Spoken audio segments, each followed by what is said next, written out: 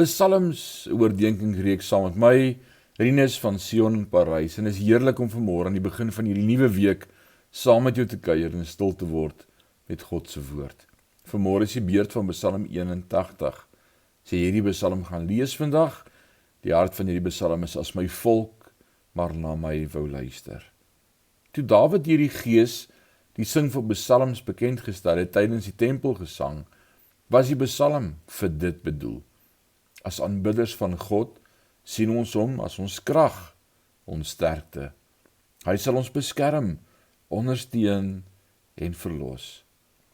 Hy veg elke stryd en laat ons oorwin.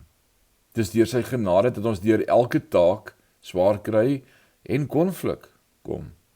Hy is die krag van elke gelowige. Hom moet ons aanbid en hom moet ons prys. Ons doen dit met blydskap, gejubel en in oorwinning.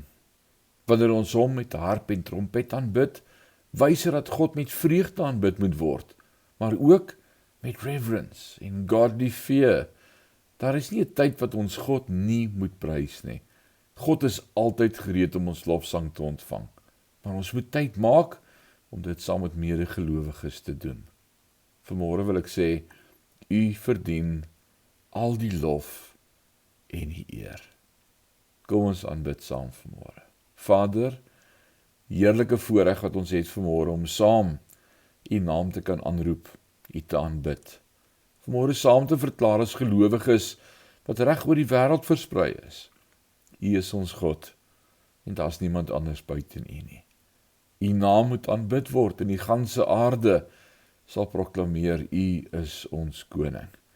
Voor u sal elke knie buig en elke tong bely dat u God is.